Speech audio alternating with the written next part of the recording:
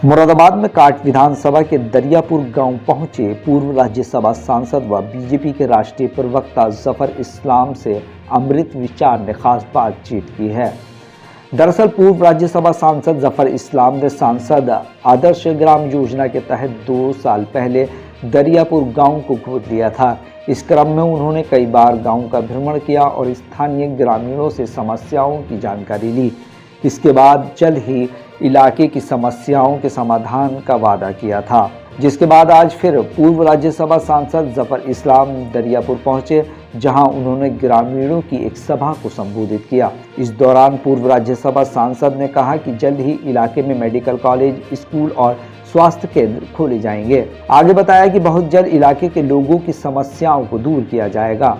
BJP नेता जफर इस्लाम ने कहा कि दरियापुर में ब्रिज बनाने की मांग काफी समय से की जा रही थी, जो अब पूरी हो रही है, जिसके लिए मुख्यमंत्री ने बजट दे दिया है और बहुत जल्द पुल का काम शुरू हो जाएगा। वहीं विदेशी मीडिया को प्रधानमंत्री द्वारा दिए गए साक्षात्कार पर उन्होंने कहा कि मुस्लिम सबसे ज्यादा सुरक्षित भारत में है। जफर इस्लाम ने कहा, क्या किसी को ये शक है कि सबसे ज़्यादा सुरक्षित मुस्लिम भारत में नहीं हैं? साथ ही राम मंदिर उद्घाटन और प्राण प्रतिष्ठा समारोह में यूपी के सभी जिलों से इमामों के न्योते पर उन्होंने कहा कि अयोध्या में राम मंदिर निर्माण से सबको खुशी है, जिनमें मुस्लिम भी शामिल हैं। उन्होंने कहा कि सुप्रीम कोर्ट के निर्णय का भी मुस्लिमों ने खुलकर स्वागत किया था। इस दौरान उन्होंने बसपा पर टिप्पणी करने और सांसदों के निलंबन सहित कई मुद्दों पर खुलकर बातचीत की। आप भी सुनिए। BJP national spokesperson Zafar Islam साहब हमारे साथ हैं। मुरादाबाद की काट विधानसभा है और यहाँ पर दरियापुर एक इलाका है, वहाँ पर आए तो सबसे ज़्यादा बड़ी समस्या यहाँ पर दरिया की है। जो इलाके के रहने वाले लोग हैं उनकी ये मांग है कि इसके ऊपर ब्रिज बनना चाहिए और तमाम तरह की जो समस्याएं हैं उस पर चर्चा करेंगे। सर, किस तरह का आपका आज ये यहाँ पर दौरा था? देखिए, आज गाँव वालों ने मुझे आमंत्रित किया था। ये जो हमने यहाँ की समस्याएं उठाई हैं जब से गोद लिया है जी, तो यहाँ के जनप्रतिनिधि जो एमएलए थे, हमारे बड़े भाई चुन्नू साहब, और उन्होंने हमें ये गांव में लाया था पहली बार जब मैं राज्यसभा मेंबर था।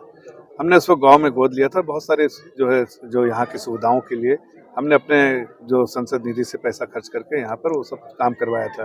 लेकिन एक बड़ी मांग थी कि 3 महीने तक ये पूरे टापू बन के रह जाता और प्रदेश के किसी इलाके से ये जुड़ा नहीं रहता, कट जाता है। तो ऐसे में माँ बहनों को, भाइयों को, बुजुर्गों को, बच्चों को, हमारे बहनों को सबको असुविधाएं होती रहती थी। इसलिए एक पुलिया बननी चाहिए ताकि यहाँ पर आना जाना बंद ना हो। उसकी कोशिश की थी। 70 सालों तक ये बात चलती रही। आज मुझे गर्व है, खुशी का माहौल है, उन लोगों के चेहरे पे भी खुशी है कि उनके आशीर्वाद, स्नेह, प्यार और सबके प्रयास से यहाँ पर पार्टी ने और हमारी सरकार ने, आदरणीय मुख्यमंत्री जी का धन्यवाद देना चाहते हैं, आदरणीय प्रदेश अध्यक्ष भूपेंद्र सिंह चौधरी जी का धन्यवाद देना चाहते हैं, हमारे जितिन प्रसाद जी हैं जो मंत्री हैं उनका धन्यवाद देना चाहते हैं। सबके प्रयास के बाद आज ये सफल होता है नजर आ रहा है। यहाँ पुल के निर्माण के लिए पैसा अप्रूव हो गया है, बजटरी एलोकेशन हो गया है और अब यहाँ पुल बनेगा। और पुल जो है वो कोई ऐसा नहीं कि वो एक किताब में और कागज में लिखी हुई कोई बात है, बल्कि जब पुल बनेगा तो विकास की धारा से जोड़ा जाएगा। जो आदरणीय प्रधानमंत्री का जो संकल्प है कि हर ऐसे गांव जो कम डेवलप हुए हैं उसको विकास की धारा से जोड़ना चाहिए, शायद उनकी ये सोच, संकल्प, ये जो प्रयास वो कर रहे हैं उसमें आज एक बहुत महत्वपूर्ण फैसला जो सरकार ने लिया है उसकी वजह से ये जो संकल्प जो है साकार होते हुए दिख रहा है। चूंकि आपने इस गांव को गोद लिया है और लोकसभा का सबसे आखिरी छोर का ये गांव है, इसके अलावा अगर एजुकेशन की बात करें या हेल्थ की बात करें, इसके अलावा सड़कों की भी खस्ता हाल है, तो इसके लिए क्या कहें? देखिए, ये सब कुछ होगा। इस गांव के बारे में जब मैं कह रहा हूँ, मैंने कहा है कि यहाँ पे स्कूल भी, वैसे स्कूल की जो मरम्मत ये वो सब हमने कराए, बाउंड्री कराई, लेकिन एक अच्छा स्कूल भी खुलेगा, मेडिकल सेंटर भी खुलेगा और विकास की धारा से जोड़ने दीजिए। हर वो चीज़ हो संभव जो है वो होगा। ये जो बेसिक सुविधाएं तो अधिकार है, विकास होना जो है उससे जो है नई जो है अपॉर्चुनिटी, आशाएं जो आती हैं उसको करने का प्रयास कर रहे हैं। बेसिक सुविधा तो सब मिलेगी ही मिलेगी, लेकिन यहाँ पर विकास हो ताकि हमारे भाई बहन जो हैं यहाँ पर, जो युवा पीढ़ी है उसको उसका पूरा फायदा हो और हमारी माता बहनों को इस विकास से उनको लाभ मिलता रहे। विदेशी मीडिया को एक इंटरव्यू दिया है प्रधानमंत्री जी ने, उन्होंने कहा कि देश में सबसे ज़्यादा सुरक्षित मुसलमान हिंदुस्तान में है। सर, आगामी राम मंदिर में जो उद्घाटन होने वाला है, प्राण प्रतिष्ठा जो होने वाली है, उसमें यूपी के जितने भी इमाम हैं उन्हें भी न्योता दिया जा रहा है, क्या कहें? देखिए, आपको कोई शक है सर? मुझे तो कोई शक नहीं, सबसे ज़्यादा सुरक्षित तो यही है। बिल्कुल सही कहा आदरणीय प्रधानमंत्री जी ने। और देखिए, जो अयोध्या की बात है, अयोध्या जो है देश के जो सबसे बड़े समुदाय है, जो वर्ग है हिंदू समाज के, उसके लिए एक सबसे इम्पोर्टेंट चीज़ है, महत्वपूर्ण जगह है। ऐसे में जो चीज़ जो पॉसिबल हो पाया है, उसकी खुशी में हर देश का नागरिक साथ है, चाहे इमाम हो, चाहे आम नागरिक हो, चाहे मुस्लिम हो, चाहे क्रिश्चियन हो। सभी, मुझे लगता है सब लोग इस चीज़ को चाहते हैं कि भव्य वहाँ पर मंदिर बने, और इसका सबको स्वागत करना चाहिए। जब ये फैसला भी आया था सुप्रीम कोर्ट का, तो मुस्लिम समाज ने बढ़ चढ़कर इसमें सपोर्ट किया था। बसपा सुप्रीमो मायावती जी ने कहा, जो उनकी पार्टी पर टीका टिप्पणी करते हैं, उन्होंने कहा कि लोकसभा का चुनाव नज़दीक है, किसी को किसी की ज़रूरत पड़ सकती है। क्या लगता है कि भाजपा को ज़रूरत पड़ेगी मायावती जी की?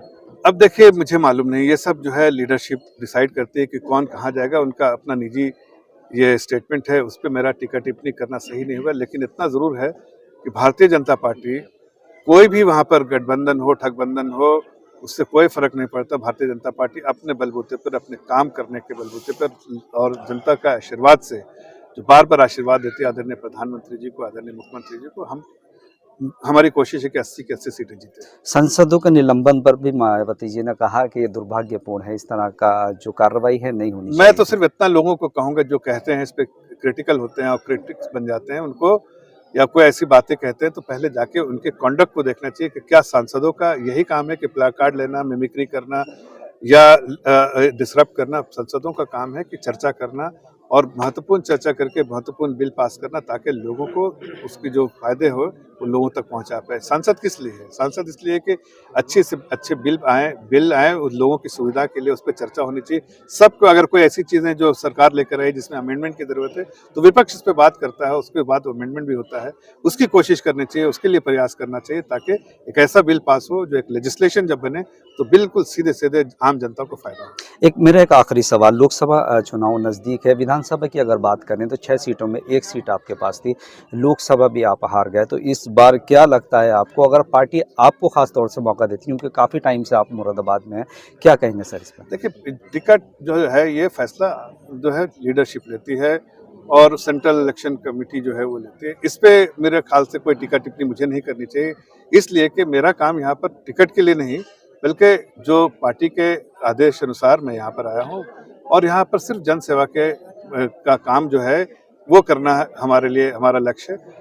टिकट और ये जो है पार्टी डिसाइड किसको करती है किसको नहीं करती, वो तो पार्टी का अधिकार है, उसमें मेरा कोई सोचना नहीं है। यूपी में कितनी सीटें जीती हैं? 80।